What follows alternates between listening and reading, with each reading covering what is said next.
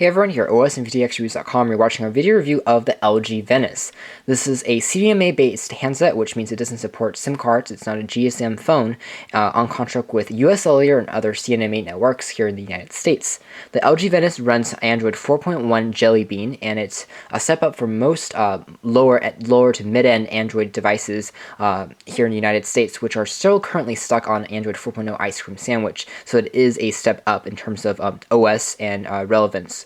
Again, the LG Venice has a very affordable price tag of around $200, and that's usually without a contract, so again, it's very affordable. As far as specs are concerned, it definitely isn't a powerhouse. It only comes with a 1 GHz single-core processor, but it does have 768 megabytes of RAM, which is more than sufficient for a lot of multitasking and application running, so it has a good amount of memory. The device also comes with 6 gigabytes of memory built in. 4 gigs are internal that you can use to download applications, and 2 gigabytes are a gift for most carriers with a free micro SD built in. So you have, again, that 6 gigabytes of storage built on in, which is pretty nice. As far as design is considered, the LG Venice definitely looks more expensive than its price really suggests. With its 4.3-inch Corning Gorilla Glass multi-touch enabled touchscreen, the device is dominated by a very modern-looking aesthetic and appeal. Overall, when I was first looking at this device, I definitely thought it was worth, again, a lot more money. It was a higher-end device, and it really was. It has a very boxy design, but at the same time, it has a very sleek profile. And this on the phone, on the inside, is actually rounded, but the corners of the actual device are more of a rectangular and spiky appeal. The device, again, on top of the 4.3-inch touchscreen display, we have access to a VGA quality front-facing camera for taking self-portraits and for video chatting applications. We also have a LED for indicating when the device is charging or not. Unfortunately, this device doesn't have an ambient light sensor because LG really wanted to cut costs with this handset in order to make it really affordable. And as a result, to adjust screen brightness, you have to use that in the menu. Down below here, we have a single button you press to go home, and it's a pretty tactile one. You also have two touch-sensitive buttons that are backlit. They correspond to the back and the menu buttons. We have haptic feedback, so they vibrate when being touched, and they also are backlit capacitive keys that are pretty sensitive and easy to press. The left-hand side of the device features a volume rocker. It's tactile and, again, easy to access. On the very top of the device, which is chrome-edged, we have a 3.5mm headphone jack, as well as a stainless steel power on and off key. The back of the device features a 5.0 autofocus camera with a LED flash for illuminating darker environments and a speaker on the very bottom. The back of the panel is also encased in this nice plasticky yet a groovy design, which allows the device to be less slick and easier to hold and grip in your hands. I think it's a step up from typical black plastic that we found in the international version a few months ago. The bottom of the device features a micro USB for charging and syncing the device along with a microphone, and also on the right-hand side, we don't have any ports at all. Overall, again, the LG Venice is an extremely well-crafted device. It looks extremely elegant and gorgeous to look at. However, the handset is surprisingly light, especially for something that uses Corning Gorilla Glass for scratch and crack protection.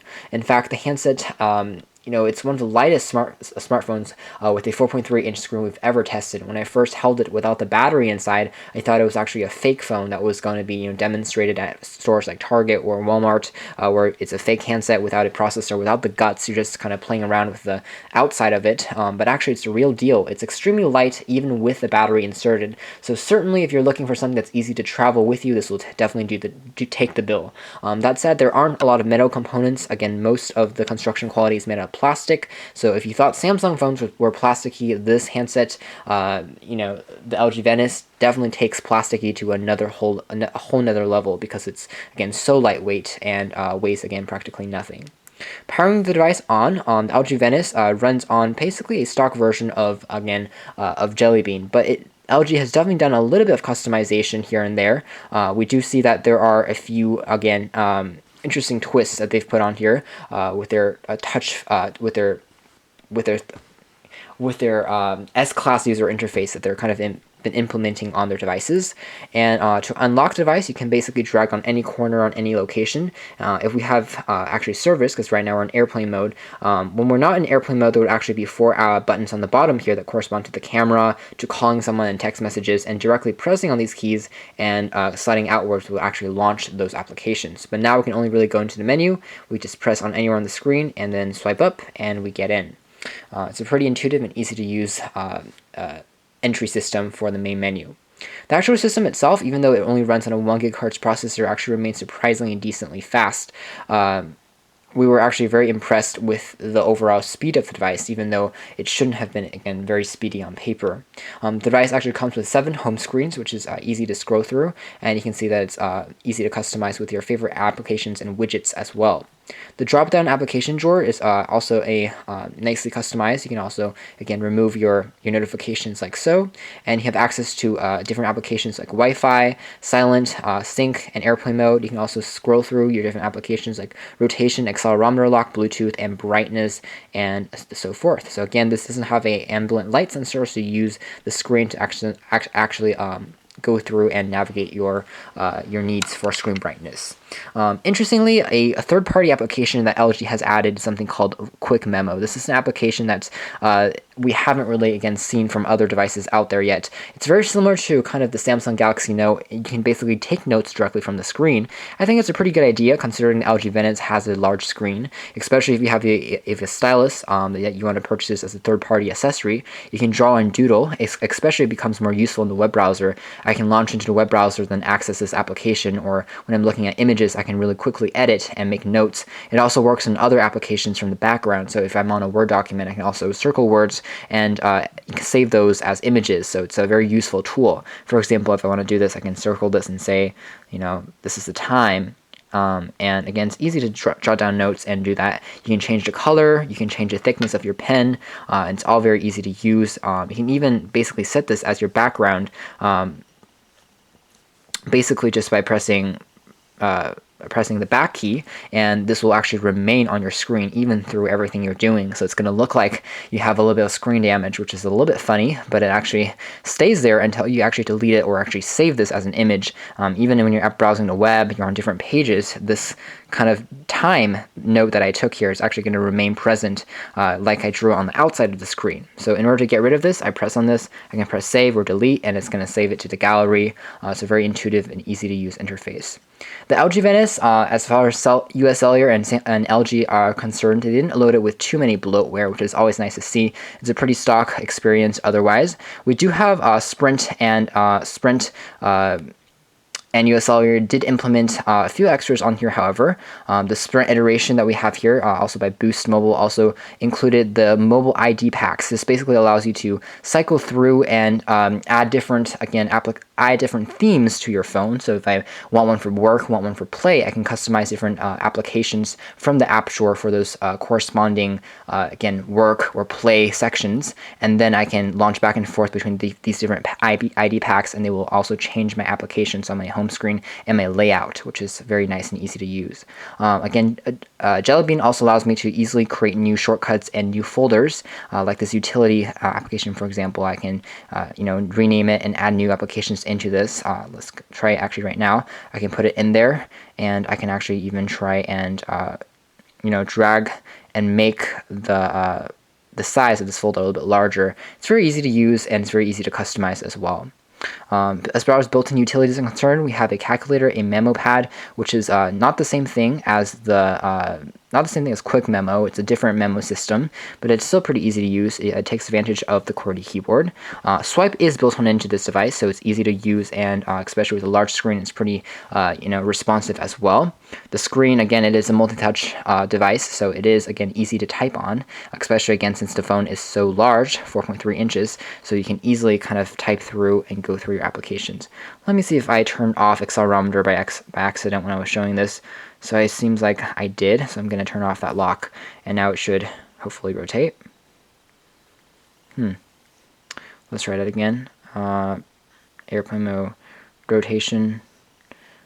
So maybe this application doesn't support that. We'll take a look at the web browser as we go along. Again, with ice cream sandwich and with Jelly Bean devices, Android no longer has those traditional 4 buttons on the bottom of the device. You only have a home key and a back key and a menu key, so it's simplified to only have, again, 3 buttons, and everything else is basically tabbed, so you can go through those as you wish. Again, we still have live home screens if that's something you want to do. I can go through my different home screens. I can drag applications into those corresponding pages, and then I can go to downloads and widgets to again also drop through widgets at the same time. Again, I can also download and change the wallpapers like so. With Gallery, which has a good amount of wallpapers. Also, a lot of different included wallpapers are quite appealing aesthetically as well. There's the Jelly Bean theme that we've been talking about. There's live wallpapers as well, like the Nexus theme that's been kind of there since Android 2.1. Thankfully, this has a little bit of an update to it, but not too much. And again, we can still load this one. Just take note that like live home screens, they take up a lot of electricity, so the battery and the juice of the handset is considerably lowered when you start using this application. Speaking of, going back to the battery life of the LG Venice, it actually isn't the strongest suit of this phone. Battery life actually only lasted around a day before I had to recharge it, sometimes even less, only around 6 hours, which is very disappointing. It's actually one of the worst battery lives we've tested so far on a 4.3-inch Android phone, which is, again, not so appealing. As far as call quality is concerned, it's pretty good. The microphone is decent, and the sound quality is loud and crisp. We did, however, find that the reception was a little bit spotty at times, but that could be just in Seattle, Washington. We're not really sure. Again, you can slide through from the dial pad to the call log to the contacts that you can slide through to take a look at your contacts, your favorites, and then your groups. You can group people by family, friends, and businesses to more easily organize your contacts, which is nice as well. Google Play Store to download more applications is also available for you. Maybe we're not connected to the web right now. As far as applications are concerned, the application drawer, again, it's more of a vertical scrolling one like on iOS than on traditional and an older Android-based device with a slide-out drawer that went up and down instead of left and right. And now we have Alarm Clock and Application Manager. Chrome is built on here natively, which is also nice. You also have Google Maps, which works pretty well. Mold ID, we have Polaris Office 4, which is a office editing suite that is built on here for free. It allows you to actually create, edit, and see your Word, Excel, and PowerPoint documents, and also your recent documents, which is always nice to do. I can grid view and list these. I can take a look at a presentation document I created earlier, or that I downloaded earlier. It's easy to zoom in and out with multi-touch, and it works pretty well on this phone to pan in and out, and also edit things on the go, which is always nice to do so with a large screen. We have a Play Store on here, Play Music, Play Smart Share, which allows me to share music and media content with other LG devices and other smart TVs, HD TVs connected via Wi-Fi.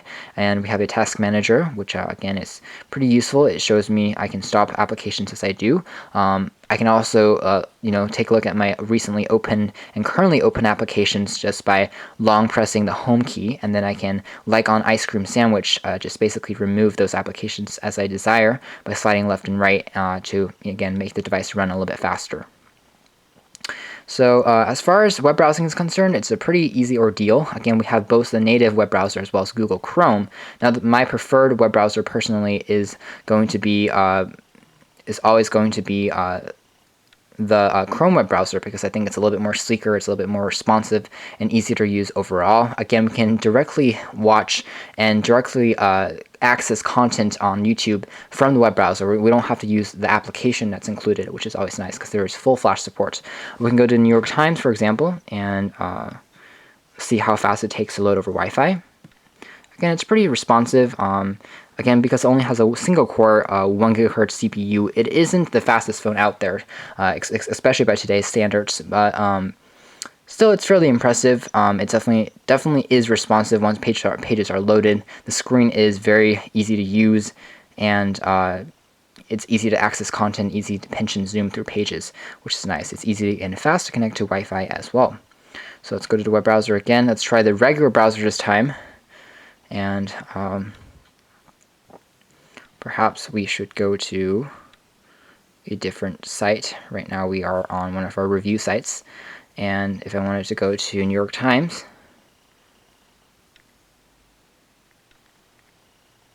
I'm going to search New York Times, and it's going to automatically search that through Google, and I can click on it, and I think it's going to load the mobile site first, but I'm not exactly sure. We'll find out. And yes, it does load the mobile version first. For speed, again, it's very fast, almost instantaneous speeds. And then hopefully we can also load the classic site by going to the bottom, view the desktop version, which offers Flash content. So it's going to take a little bit longer to load. And again, I do prefer the Chrome browser. Again, it's a little bit faster, and also it's because it has tab browsing, which I think it has a better integration with. Again, with sliding back and forth between your pages and your tabs. With the traditional Android-based browser, it's a little bit more cumbersome, but again, pages are still fairly responsive and fairly easy to load, and again, easy to use. Text is pretty optimized. However, there's slight sluggishness when you're zooming in and out of pages, like you see here. That's because of the processor speed, but overall, it's still very easy to use and doable, and easy to access application.